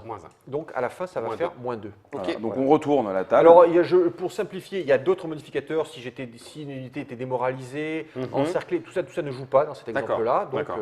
voilà. Le fait que moi je sois dans cette petite Non, le terrain hexagonale... de l'attaquant ne compte pas, c'est le terrain de défenseur qui D'accord, compte, ouais. sauf si l'attaquant attaque à travers une rivière, par exemple, Oui, ok. ou attaque à travers une Donc crête. on part sur la table de résolution des mêlées. Oui, Voilà. combat de mêlée. Et là, il faut faire petit. Voilà. Et t'as Faut moins toujours deux. faire petit. Et tu as Et moins j'ai deux. T'as -2. Allez, allez, petit, allez, quoi, que je sois pas complètement ridicule. Allez, Ah, 4 et C'est 2, pas mal, 6, hein, c'est pas 4, mal. 4, Tac, 4. quatre. Ah, Moins c'est deux, ma ça fait fête, là. 4.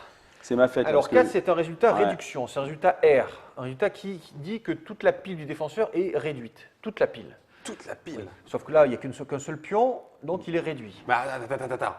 Une pile de 4 qui sur un résultat de R, les 4 se prennent un pas. Ouais, C'est ça la réduction Oui. Donc En général, tu as 2 unités. Hein. c'est Oui, c'est vrai. c'est un Ouais, mais hexagone de l'attaquant, D'accord. enfin parce que là, si ça a été nous, si c'était pour nous, un des deux hexagones aurait été réduit. Et là, les défenseurs, ils font toujours un seul hexagone, on ne peut attaquer qu'un seul hexagone à la fois, donc c'est au pire un seul hex, et là, il n'y en a qu'un. Donc là, ça veut dire que pour l'anglais, concrètement, il va falloir rapidement changer la formation, Oui. parce que Ils sont morts, sinon, ça ne va pas marcher. Mais bon, j'ai tenu un tour. T'as tenu un tour. T'as tenu une heure. Parce qu'il n'y a qu'un seul combat là. On Tout remet à pas fait. le couvert. On refait pas. Alors, dans le tour de jeu, on peut réactiver la même unité, mais pas en fait consécutivement. Oui. Et donc c'est l'un des intérêts évidemment après, comme on parlait tout à l'heure de phases successives dans le jeu, c'est que lorsque ce sera mon tour de jeu, moi mon intérêt ça va être de réorganiser ça rapidement avant de laisser l'opportunité évidemment à Français. vous deux de pouvoir réactiver à nouveau donc le Derlon puisqu'on peut l'activer 2 fois par heure de jeu pour remettre le couvert sur la S1 et de l'emporter sans coup ferré. Ouais. Voilà. Bon maintenant deuxième combat. Donc là, la S1 t'a tenu mais quand même tu vois c'est Ouais, chaud hein, c'est- ça. Donc on est là. Ici ouais. Alors, Ici tu deuxième- montes sur la deuxième combat, Ouais. donc on a 9, Vas-y. 19, 29, avec un moral de 8. Ouais, Contre. moi j'ai 11 infanteries, l'artillerie tu Elle la compte comptes pas, la l'artillerie comptes ne plus. compte Hein. pas. Ouais, On fait un ouais. combat de mêlée, l'artillerie ne compte plus. Et tu prends le moral de l'infanterie ou de l'artillerie? Tu prends le moral de la meilleure infanterie. Voilà, donc 8. 8. Parce que j'ai un léger, il y a donc je suis à alors, 11. 11 à 8. Donc 8 de morale contre 8 de morale, ça Rien. s'annule. Il y a 11 contre 19. 19, non, contre 29. 29, pardon. Donc oui, on est à 2 contre 1. 2 contre 1. Il manque quelques points pour faire 3 contre 1, mais ils ne sont pas. Il ça. faudrait 33, donc Ouais, c'est il y a comme ça. moins de 33, donc ça fait 2 contre 1. 2 contre 1, c'est moins 2. Moins 2 sur le rapport de force. Le terrain, c'est plus 1, parce qu'il y a un chemin Je suis creux planqué. et une crête. Les deux, au total, ça fait plus 1. Oui. Donc, moins 2 plus 1, ça Moins fait moins 1. Vas-y, roule. Allez, je retente ma chance. Ouh, alors là, Oh, ça, deux. Oh, ça c'est par contre, bon. c'est très beau. Non mais j'ai dit, je alors- vous l'ai dit ou pas? L'effet Walter, je vous en dis. Non mais regardez, Une chance. je vous l'ai dit. Une Alors, chance. alors, là, ça me permet d'évoquer un point, Ah, mais je rêve. un point du jeu dont on n'a C'était pas fait parlé. exprès, c'était maîtrisé. Voilà, c'est bien joué, parce que Ouais, bien joué. sans avoir à un refilmer, petit peu, sans Guillaume. avoir à refilmer 36 fois la séquence Ouais. du premier coup, on introduit l'intérêt des cartes tactiques. Ouais. Les cartes tactiques sont des cartes qui se choisissent en début de partie. Et on va le faire là pour donner une chance à Guillaume de se sortir de ce mauvais pas. Alors, Là, il y a c'est chaud là. il y a Parce 10 que là, cartes. c'est tout le monde réduit. C'est Et en plus, cartes. j'ai un test de morale. Il y a 10 À moins cartes. 2. À moins 2. Chacun en choisit une à tour de rôle au début de la partie. D'accord. On démarre la partie donc avec 5 cartes chacun. Non mais tu vas me filer celle où je relance les dés moi. Voilà. Et donc, Ouais. 5 cartes chacun. On a le droit d'en jouer une seule par tour. D'accord. Et quand on la joue, on la donne à l'adversaire qui pourra la réutiliser au tour prochain. C'est un élément ludique. Donc d'accord. ces cartes-là, c'est un élément ludique qui permet à des moments de se donner un peu des arrondis sur les dés ou sur certaines choses et qu'il faut jouer à bon escient. Parce que effectivement, si on comprend bien la situation, on va jouer ses atouts au bon moment. Ouais. Bon. Donc, Donc, des cartes sont par exemple rejouer le dé, ça c'est Tiens, la grande tiens, tu classique, l'as donc on va Ah, considérer bah, merci. qu'il l'a pris. Ah, bah, ça, je l'ai Il y a pris. une carte qui s'appelle par exemple fumée de guerre, c'est-à-dire qu'il y a de la fumée et donc il y a plus de au dé. Plus de D'accord. au tir. Donc c'est un tir sur lequel je pense que je pourrais être protégé. On va Ouais. prendre celle-là. Ça, c'est time to reload, c'est par exemple, il a -1 sur tous ses tirs défensifs. Ah, et Donc que ça peut j'aurais faire pu très mal. rejouer, mais bon. ouais. Donc chaque carte, alors toutes les cartes twistent la règle légèrement. Mhm. On a toujours envie de les jouer, par définition, elles Bah donnent oui. toujours un avantage, Mais mais une il par faut tour. toujours en jouer une seule par tour. Une seule par tour. Et qu'on surtout, donne à surtout l'adversaire. quand on la joue, l'autre après peut la contre-jouer. Ouais. Donc il y a certaines cartes où même on a envie de garder toute la partie parce qu'on n'a pas envie que la que donner. l'autre la joue. Jouer et rejouer, c'est-à-dire que quand lui va la jouer, il va me la redonner aussi. Voilà. D'accord. Ouais, ouais. Oui, Donc elle ça peut donne- circuler, elle peut circuler. Ah oui, oui. ok. Leader safe, c'est que le leader qui participe au combat, s'il devait être tué, n'est pas tué. Ouais. Bon, Et mais de leader- toute façon, ouais, enfin, Je de toute commande façon, vite. on va jouer. Leader héroïque, Ouais. c'est un leader qui va donner plus de potentiel que normalement. Ça, c'est une unité qui va se rendre s'il est encerclé Ça peut permettre de prendre une ferme en fin de journée. Ouais. Ça, c'est pour rallier des unités qui ont été déroutées plus rapidement. Ça, c'est pour activer une troisième fois une unité sans. Nous allons la jouer. Au lieu de 2. Ça, c'est pour faire un tir de barrage avec toutes ces artilleries sur la carte d'un coup pour faire une grande batterie. Et ça, c'est pour refuser de se rendre alors qu'on normalement doit se rendre. On aurait dû. Voilà. Bon, ben moi je joue la carte. Donc Avoid là, Fate, il décide tiens, de jouer cette carte-là, il nous la donne. Donc on la met retournée puisqu'on ne peut pas la jouer ce tour-ci. Ah oui. Mais c'est un peu Tu vas comme la carte relancer le Chine dé, à Twilight Struggle. c'est des garçons, s'il te plaît. Voilà. Quel mauvais joueur. Tu plaisantes ou quoi? Au contraire, J'ai fait 2. Ouais, ben on va J'ai voir. toujours mon moins 1. Hein. T'as toujours moins Ah, 2. t'as toujours moins 2. Moins 2, Moins pardon. 2, ouais. 2. Ah là, c'est qui papa? Là, c'est une Ah, là. illustration parfaite. Voilà, c'est ça pas c'est possible. beau il faut- ça. Là tu vas manger. Là, il y a du métier quand même. Ah non, mais pour c'est- faire c'est 2 et 12, professionnel, là, attention, professionnel, Non, mais je professionnel. ne jouerai pas au L'exemple- blackjack. L'exemple de jeu parfait. Alors là, je Donc, t'explique, moins là deux. tu vas souffrir. Alors, Là, 12 tu vas moins souffrir. 2, ça fait 10, et 10, c'est Réduction. réduction. Et là, les Et 3 piles sont réduites. Alors là, tu viens de perdre, en fait, si tu veux, 1500 gars. T'es un boucher, t'es un boucher. Sur T'es un sale coup du hasard. Ah non, non, Tout c'est ça pas parce un que t'as coup été du hasard. trouillard. C'est pas un coup du Sachant que hasard. là, la probabilité de faire 36, 12 et, Oui, tout à 2 suite à suite, c'est 36 c'est- fois 36. Hein. C'est quand même rare. S'il y a besoin, on me demande, il n'y a pas de C'est souci. ça. Je Tiens, suis- donc t'as compris? Ouais, j'ai pris. Ok, Ah bah là, t'as j'ai compris. compris, oui, ça c'est Bon, allez, clair. ta deuxième attaque. Vas-y, on avance. Ouais, bah de toute façon. Tu montes non, sur on y est Python. presque. Tu Oui. vas sur- Python, alors Python, Python. on la calcule rapidement. Voilà. Donc, il y a 30 d'attaque. Moi, j'ai 9 en défense et j'ai 7. Mais j'ai Python à plus 1. Donc, on est à 3 contre 1, donc ça fait moins 3. Il a Ouais. Python, t'as combien de morale? 7. T'as 7 et Ouais. Python, t'as 7. Attends, Python, il est à plus 1. j'ai pas. Non, vous j'ai allez- 7. Vous allez trop Donc vite. t'as Vous plus êtes 1 à de morale. combien en homme 30 contre 9. 30 contre 9, 3 contre 1. Oui, ok. Ça fait moins 3. Ok, moins 3. Ensuite, pour le terrain, il y a plus 1. Parce Moins qu'il deux. il est protégé par le terrain, ça fait moins 2. Python a un leadership de 1 sur une unité de 7, donc le 7, il le transforme en 8. En 8, ça marche. Et donc, par rapport à notre 8, ça fait 0. Ça fait 0. Donc, on reste à moins 2. à moins deux. Donc, c'est exactement plus 3, moins 3 c'est moins 3, plus 1, plus 0. C'est ça, oui, au total. Donc vas-y, moins 2, roule. Tu vas souffrir. Bah, t'as Ah, raison. c'est Bah, pas c'est vrai. pas- C'est ouais, raté. huit. Moins 2, 8. Test moral. Test de morale Pour nous. sur du 8, Et on 4 et le- 4, 8, 8. tu passes. On le réussit et on reste au À contact. 8, c'est On reste voilà. au Mais bon, contact. moi, j'ai pas bougé, c'est ce qui est bien. Alors Et là, la une petite dernière. charge de cavalerie. Là, c'est là où on va rigoler. Là, à mon Alors avis, là, je- il y a donc il va arriver 10, des problèmes. 11 contre 16. Donc là, c'est 1 contre 1. Oui. Il y a 1 contre 1, donc ça fait 0 de modificateur pour Zéro. le rapport de force. Neuf. J'ai en 7 en morale. morale. Alors déjà, tu as Il plus y a, il y a 2. plus deux. 1, il y a plus un pour la crête, Ouais, parce que tu montes, ouais, c'est parce vrai. qu'il Tu se grimpes. attaque en montée. D'accord. Par contre, au niveau de la qualité, on a 9, il a 7, donc on a moins 2. Moins 2. Et là, ça me permet d'introduire la règle de cavalerie par rapport à l'infanterie. l'infanterie. Normalement, donc on est d'accord, c'est plus 1, moins 2, Oui. moins 1. Moins 1. Mais il faut regarder, s'il n'était pas, il est en ordre de défense. Il est en ordre de défense. Et grâce à ça, il n'aura pas un moins 1 supplémentaire. Car s'il n'était pas en ordre de défense, D'accord. la Il se cavalerie, prend un qui charge attaque, de la cavalerie qui attaque de l'infanterie en terrain clair a un moins 1 supplémentaire. Mhm. Et moins 1, c'est important. Oui, Moins 1, oui, c'est oui. pratiquement 2 fois plus de force. hein. Oui, Bon. oui. Donc là, il ne l'a pas parce que cette formation a choisi de réduire sa capacité de mouvement pour défendre. pouvoir se protéger de la cavalerie. D'accord. Et c'est exactement ce qui C'est se ce qui passe se là. passe. Bon. Ouais. Donc on a que Bien moins vu, 1. Guillaume. Il n'y a que moins 1. Bien vu, Il y a du Guillaume. métier, il y a du métier. Ah, Et là, quand même, voilà. et là, il Je n'a le plus- savais, je le et sentais là, il venir, n'a je l'ai plus sa dit là. vilaine carte. Là, je l'ai dit là, je l'ai dit. Alors, Ah, réduction. c'est- Donc là, c'est réduction plus test moral. Moins C'est un TFQ1. TFQ1, c'est un test mais avec Un malus. un malus de 1. Donc là, Ah, c'est il a la 7 fête, de là. qualité. Ouais. Mais comme c'est un TF1, il va tester Six. sur 6. Sur 6. Donc il teste Passe sur moins de 6. 6. Voilà. Et là, tu vas faire déroute. Et là, si vous déroule, ça serait bien. Déroute. 7. 7. Et voilà. Non. Alors 7, il rate quand même. Ouais. C'est raté.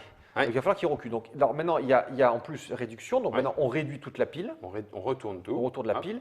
Et là, maintenant, il choisit soit de perdre un step supplémentaire pour tenir la case, soit il recule d'une case. Ok. Bon, pour les besoins de l'exemple, tu vas reculer d'une case, Et toc. ce qui est peut-être pas plus mal. Et la cavalerie, Nous, on elle, avance. est obligée d'avancer. Obligée. après le combat. Elle Elle est avance. obligée. Avance après la charge. Donc elle avance. Ah, Et c'est comme elle logique, avance, mais c'est pas fini, c'est pas ça fini. va permettre justement de présenter une nouvelle type de règle, la règle de poursuite de cavalerie. Ok. Donc la cavalerie, elle a une capacité spéciale, c'est que quand elle attaque, elle doit avancer. Mhm. Et ensuite, on fait un test pour savoir si elle se contrôle. Donc, Sinon, elle pousse. sinon, elle est Elle obligée continue. d'attaquer Ouais, encore. c'est ça. Et si tu réussis ton test, elle a juste le choix. On retrouve un Donc- petit peu les battleurs mémoire 44 du Command and Color. Et donc, c'est un test de… Sur 9, sur la Sur qualité. 9, sur la qualité qualité. de la pile qui est 9. Donc là, Yes. tu as réussi ton test. Je me contrôle. C'est-à-dire que tu te 9, contrôles. c'est vrai. Te contrôlant, là, tu dis, bon, est-ce que alors maintenant, est-ce qu'on attaque ou pas? Bon, on est le premier va au corps, bout, on va on au bout, fonce, ouais. On on y va va. attaquer. Ouais, il faut continuer. C'est Mais non, mais quoi moi, ce- je suis quasiment mort. Hein. C'est quoi ce conseiller que tu m'as donné? Ah non, mais c'est. Ouais. Non, Allez, mais on là, fonce. Moi, je suis, alors, non, on mais je fonce. suis Alors, mal. attention, Je suis maintenant on mal. choisit. On est là, on peut attaquer lui ou lui ou lui. Je Pas le pense général. que, Non, mais faut taper bon, là, faut attends. taper là. Ah, Faut tu- taper là. On peut pas attaquer Ouais. Cole. Hein. Si. Non, mais Non, Cole, c'est le Cole, chef. c'est le chef, C'est le il chef, est- on peut pas c'est- l'attaquer. On on peut peut pas pas- attaquer il est un tout chef seul. seul, non. Mince. Mais par contre, on pourra après, éventuellement, après lui passer par-dessus, essayer de le capturer. Voilà. Bon, Je suis d'accord. mais il aura le temps de bouger. Non, mais Donc, là, non, là, mais là, là, on mais là, attaque. t'as un gros coup à jouer. Bah là. oui, bah, alors, bien sûr. donc, attention, alors on redéclare une attaque, ce qui fait que ça redéclenche des tirs défensifs, tirs d'opportunité. Donc il y a un tir, il y a, Ouais, mais c'est tout pourri. c'est comme si on mettait une mêlée ici, et du coup ces deux-là ont droit à un tir d'opportunité. Ouais. Donc il y a un tir d'opportunité de l'infanterie, qui est moins dangereux. Lui.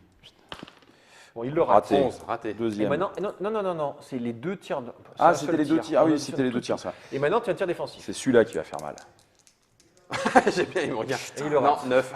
Il rate 9, et d'autant que son artillerie était déjà réduite. Oui, Donc c'est elle avait vrai. déjà un +1, Oui. et d'autant qu'en plus, on était en hauteur maintenant par C'est nous rapport à qui elle, sommes… et donc elle avait Ah, mais plus je de vais chance de exploser toucher. là-dessus. Ouh, Mais je le ça sens. va être Maintenant, bon. voilà, c'est la poursuite. Oui, ça va être bon. Donc la poursuite avec 11 Mais là, contre par contre, 9, ça fait 1 contre 1. Il faut faire un gros dé là. Tu fais un très gros dé. un. Tu as 6 de. Maintenant, il n'a plus que 6 de qualité, puisqu'il est C'est ça. réduit. Ouais. Et Donc moi, je suis à 9. il était à -3, et c'est -3, il n'y a plus le bénéfice du Ouais. terrain. Ouais. Donc tu as Je -3. suis à -3 au total. Vas-y, fais-nous 12. Allez, allez, allez. Voilà. 3. Voilà. Et là, c'est détruit. Là, c'est 3 -3, 0. T'as roulé dessus. Donc c'est automatiquement Ouais, détruit, vas-y, déjà, et, c'est bien, voilà. t'avances, Et il avance. Voilà. Bon, là, par contre, ça nous emmène un peu Donc, loin dans voilà. les lignes. Donc il y a une petite percée de la cavalerie française là sur. Ouais, c'est ça. Oh, c'est excellent. Bon, alors effectivement, ça donne envie. Hein. On se dit que là, ouais, et encore, Bon, là, dis- on a dis- fait, bon. en gros, on a fait un tour. Ouais, mais parce qu'on explique Enfin, en et même un temps. Mais peu bon, de- ils ont. Oui, c'est vrai. Voilà, on m'a- Mais on a fait un tour sur une partie. C'est juste que ça peut donner quand même la dimension que peut prendre la bataille. On gère quand même une bataille avec combien? Vous avez dit combien d'hommes? 70 000 chaque 70 côté. 000 de de chaque chaque côté, côté. 140 au total. Ouais. Et là, il y en a combien qui viennent de partir sur une Ah charge bah de là, cavalerie? déjà, là, c'est sympa. J'ai déjà 2000 mecs au total. Moi, je trouve ça énorme. Alors, Et juste, on a tout fait pour perdre. oui, ça, hein. non, et pourtant, mais non, mais je suis On assez a fier montré de- 2-3 choses, mais c'est vrai que bon, avec les exemples, on va pas faire la contre-charge de Uxbridge parce que Oui, ça parce va nous qu'il y entraîner un peu il y loin. en aurait encore derrière. Mais ce qui est intéressant, enfin, moi je voudrais insister quand même sur Vas-y, un vas-y. exemple, sur un aspect, c'est que c'est quand même assez fluide. Alors oui, il y a des jets de dés, mais on l'a vu, on décide, on vient, on déclare des attaques, et en fait c'est que de l'arithmétique simple, hein.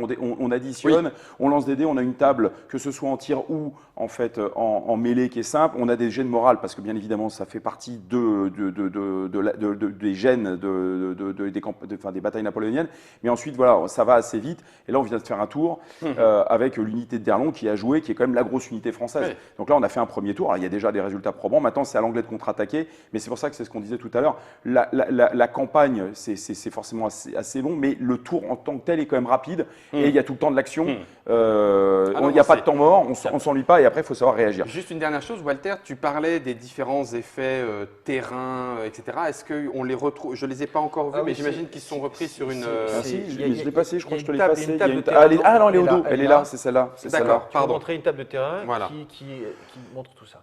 Alors, je ne sais pas si, Nod, est-ce que je suis bien Mais placé? c'était Voilà. assez intéressant Oui, donc comme on a début, là. effectivement le coup de mouvement, la modification du tir et la modification Et puis de le mêlée. type, Donc voilà, une le fois type qu'on de terrain. a récupéré Ouais, où c'est- est-ce que ces informations sont situées, ça va tout de suite très vite. On a quelques petites questions.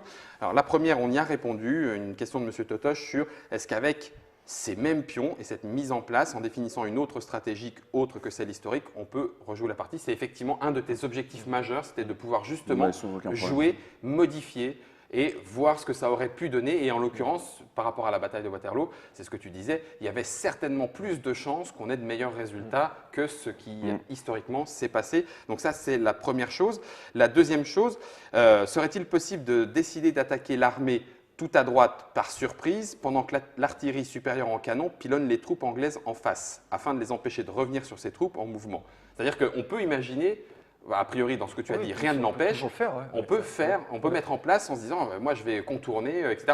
Alors justement, ça me fait penser, la carte est assez grande. Alors pour des raisons parce que c'est beaucoup plus agréable pour pouvoir manipuler tous ces petits jetons, mais il y a quand même toute cette partie où on se dit puisque la bataille se concentre ici, ici, on en a vraiment besoin Si, du côté de on a besoin pour Ogliès, alors, pour deux Sauvagement, raisons. etc. Deux raisons, parce que les Prussiens arrivent par là. D'accord. Et donc, concrètement, la partie commence, le scénario historique démarre à 11 heures. Il y a des variations pour démarrer plus tôt également, puisque c'était aussi beaucoup de discussions sur pourquoi les Français ont attendu si longtemps pour démarrer une bataille qui, en général, démarrait à 6 heures du matin. Les batailles démarraient au jour. On est en juin, il fait jour très tôt. Ouais. Les Français ont perdu énormément de temps parce qu'il y a eu un orage la veille, c'était très boueux, donc ils se sont dit oh, les Prussiens ne sont pas là, on a bien le temps de battre les Anglais à partir de la mi-journée. Mais c'est exactement ça. Et au fond, ce jour-là, chaque minute comptait. Et les Prussiens ont commencé à arriver vers 14 heures là-bas. Ils rentrent sur la carte vers 14 heures. Et à 16 heures, une sacrée tronche quand même. Et à 16 heures, ils arrivent par ici. Et donc, cette carte est nécessaire pour l'entrée des Prussiens. Ouais. Elle peut être également nécessaire quand on joue avec des options. Si on joue avec des options complètement cachées où les formations ne sont pas visibles au début, on ne voit que des petits drapeaux qui représentent soit des leurres, soit un chef avec sa formation implicitement autour. Oui. Là, on peut imaginer des mouvements beaucoup plus secrets et beaucoup plus tricky pour les deux camps. Donc ça permet ça aussi. C'est excellent, c'est excellent, c'est excellent. Est-ce que du coup, j'imagine que l'expérience t'a plu, oui. Est-ce que ça t'a donné envie de continuer, d'imaginer d'autres batailles avec ce système? Au final, le système historique, équilibré, en même temps, de se dire avec suffisamment de recul, l'inertie, l'attrition, etc. On se dit, c'est génial, tiens, alors allons-y, faisons donc une autre bataille sous ce format-là. Est-ce que ça pourrait être possible? Moi, je me suis beaucoup amusé à faire ce jeu, même s'il est boucler un jeu et être très précis sur la qualité des règles, etc. C'est toujours un énorme travail. Mais pourquoi pas si ça plaît? Je veux dire, si on sent qu'il y a des gens à qui le plaisir de jouer ce jeu est partagé, pourquoi pas? Alors, après, on peut imaginer d'ailleurs la bataille qui était juste ce jour-là à côté et rejoindre les deux pour faire l'interaction entre les deux et voir si Grouchy peut arriver ou pas. Puis après, il y a d'autres batailles célèbres qui peuvent se refaire, évidemment. Je me tourne vers toi, Guillaume. Moi qui connaissais, alors j'espère que tu ne vas pas prendre ça pour une insulte, je connaissais un petit peu Conflict of Heroes en disant tiens, moi ça me permettait de rentrer un petit peu dans le monde du wargame, etc. etc. Là, j'ai l'impression de retrouver, alors est-ce que c'est un pas supplémentaire ou encore une autre façon de l'aborder avec Fallen Eagles? Tu le considérerais comment, tu le placerais comment dans l'échelle Wargame Fallen Eagles? Et entre autres, par rapport pour moi qui connais, alors je ne parle pas de mémoire 44, mais ce cran au-dessus, considéré comme une bonne initiation du Conflict of Heroes, qui n'est pas sur le même front et pas sur les mêmes batailles. Non, mais Conflict of Heroes, en fait, de toute façon, on traite d'éléments tactiques, donc on est vraiment sur une échelle qui est très réduite, avec un certain nombre de règles, avec des détails dans les règles qui le rendent très intéressant, évidemment, à cette échelle-là, mais qui apporte une complexité qui est quand même, moi je qualifie quand même d'assez importante.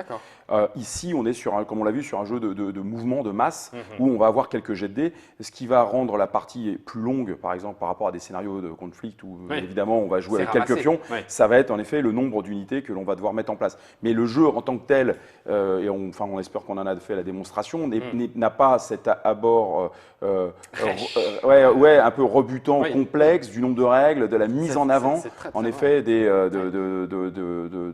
unités. Puisqu'on l'a vu, on se déplace, on fait des calculs, c'est quand même très simple. Et on va voir en fait du mouvement. Là, ici, ce qui est intéressant, c'est qu'on voit déjà une position qui est intéressante, puisque ici c'est repoussé, mais ici ça passe. C'est à l'anglais maintenant de combler la brèche, aux français de faire autre chose, et on va avoir en effet, chaque partie sera de toute façon quand même différente de par des résultats. Et on pourra tenter. Et on peut tenter des stratégies tout en lieu différentes. Donc pour moi, c'est un jeu qui est quand même, moi que je considère intermédiaire. Qui ne va pas vous noyer dans justement, dans des détails jusqu'à vous rebuter ou à passer des heures en fait à jouer ou à déjà comprendre les règles, parce qu'il y a aussi cet aspect. En tout cas, Walter, c'est assez étonnant de voir que… Alors après, peut-être que ton passif, ou ton actif d'ailleurs de joueur, mais tout horizon a peut-être réellement, consciemment ou inconsciemment influencé cette création, mais on sent justement une envie, comme tu l'as dit en début d'émission, une envie pédagogique, c'est-à-dire pouvoir rentrer dans le wargame, mais de la façon la plus confortable qui soit, tout en offrant malgré tout, et on peut peut-être aussi insister là-dessus, une rejouabilité qui est quand même forte. C'est-à-dire qu'on peut le jouer à plusieurs niveaux, on peut jouer la bataille complète, on peut jouer en modifiant un paramètre ou des paramètres dans le conflit historique, et donc le rejouer sous plein d'aspects. Merci beaucoup, Walter, d'être venu nous présenter le système. Merci, Guillaume, de l'avoir déniché, de nous en avoir parlé, de nous l'avoir proposé. C'est Fallen Eagles, c'est disponible maintenant, en ce moment. Quel prix? Tu connais le prix que le Il est en précommande actuellement. Je ne vais pas me tromper à €1 près. Il est à 40 et quelques. 40 et quelques euros. Jusqu'à vendredi, je crois. Et ensuite, c'est un petit peu part à la cher. poste un peu au-dessus de 50, je crois. D'accord. Il faut dire que, effectivement, comme tu l'as dit aussi, Exasim a cette particularité de fignoler le matériel qu'il fournit. Dans ses boîtes, Fallen Eagles, la bataille de Waterloo, grâce à Monsieur Guillaume et à Walter. Merci beaucoup à tous les deux. Merci à vous tous de nous avoir suivis. J'espère sincèrement que vous êtes comme moi et que vous vous dites finalement c'est peut-être possible. On va peut-être pouvoir se le tenter ce Wargame. Et puis si c'est le cas, eh bien, finalement c'est à vous de jouer. Alors jouez bien. Salut!